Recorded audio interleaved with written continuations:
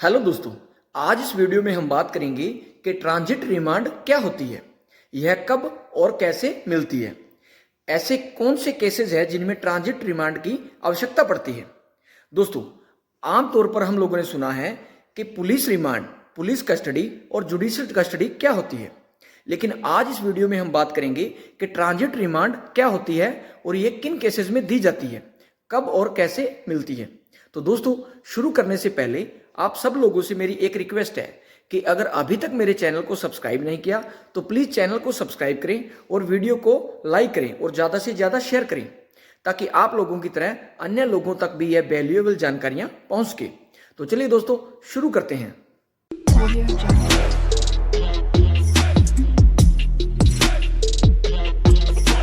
दोस्तों, transit remand को हम इजी लैंग्वेज में और एग्जाम्पल के साथ समझेंगे, यानी कि बहुत ही आसान भाषा में एग्जाम्पल के साथ समझेंगे कि ट्रांजिट रिमांड क्या होती है और कैसे मिलती है, किसकी ट्रांजिट रिमांड ली जाती है। तो दोस्तों, फॉर एग्जाम्पल अगर बात करें, मान लीजिए डावाली में किसी का मर्डर हो गया, किसी व्यक्ति की हत्या हो गई, कोई भी हत्याकांड हो गया। अब उस हत्या में क्या है, आउट ऑफ स्टेट या फिर आउट ऑफ डिस्ट्रिक्ट किसी भी, यानी कि हरियाणा में डावाली है और डावाली में किसी व्यक्ति की मृत्यु हो गई, किसी का मर्डर हो गया और उस मर्डर में पंजाब के किसी अपराधी का नाम आ रहा है, किसी गैंगस्टर का नाम आ रहा है कि डावाली में जिस व्यक्ति की हत्या हुई है उसे पंजाब के किसी गैंगस्टर ने करवाई है, उसका नाम आ रहा है। तो ऐसी कंडीशन में क्या होगा दोस्तों, हरियाणा की यानी कि डावाली की जो पुलिस है उस अपराधी से पूछताछ करने के लिए उसका रिमांड लेना चाहती है। अब सबसे जरूरी क्या होगा कि अगर जिस एरिया में अपराध हुआ है, यानी कि डावाली में अपराध हुआ है, तो उसकी रिमांड की एप्लीकेशन डावाली के न्यायालय में मूव करनी पड़ेगी। और रिमांड के लिए दूसरा इंपॉर्टेंट चीज क्या है, दूसरी चीज ये है कि अपराधी प्रेजेंट होना चाहिए, यानी कि जब अपराधी कोर्ट में, न्यायालय में प्रेजेंट है तब उसकी रिमांड की एप्लीकेशन मूव की जाती है। ये दोनों चीजें बहुत ही महत्वपूर्ण है। लेकिन जो अपराधी है, जो गैंगस्टर है, जिसका नाम डावाली के हत्याकांड में आया है, वो पंजाब में यानी कि बठिंडा की जेल में बंद है। तो ऐसे में पुलिस क्या करेगी, पुलिस बठिंडा की जेल, जिस जेल में वो बंद है, उस जेल को देखेगी वो किस न्यायालय की ज्यूरिसडिक्शन में आती है, किस न्यायालय के क्षेत्राधिकार में आती है।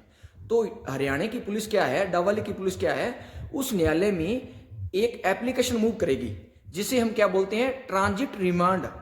ट्रांजिट रिमांड की एप्लीकेशन मूव करेगी और उस एप्लीकेशन के साथ पुलिस केस डायरी लगाएगी, जिसमें उस केस में क्या है कि जो इन्वेस्टिगेशन हुई है, जिस भी समय जैसे जैसे इन्वेस्टिगेशन हुई है वो सारी प्रविष्टियां लिखी हुई होंगी।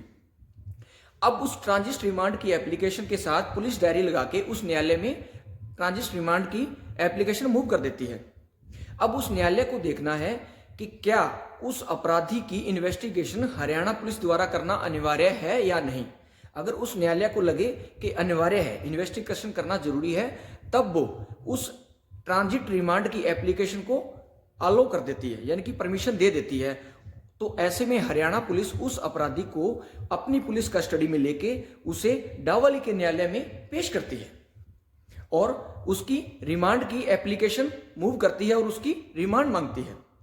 अब डावाली के न्यायालय को देखना है कि उसकी रिमांड देनी है या नहीं देनी।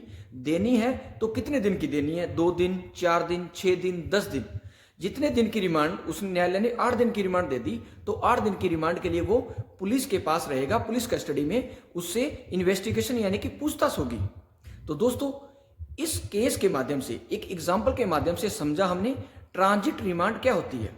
यानी कि डावाली के क्षेत्र में जो हत्याकांड हुआ है उसमें पंजाब के गैंगस्टर जो बठिंडा जेल में फॉर एग्जाम्पल बंद था, उसकी पूछताछ के लिए हरियाणा पुलिस को वहां के न्यायालय में उसकी ट्रांजिट रिमांड की एप्लीकेशन लगाएगी कि उसे यहां लाके उससे पूछताछ करनी है। इसे हम ट्रांजिट रिमांड कहते हैं। तो दोस्तों, ऐसी और कानूनी जानकारियों के लिए प्लीज चैनल को सब्सक्राइब करें और वीडियो को ज्यादा से ज्यादा शेयर करें।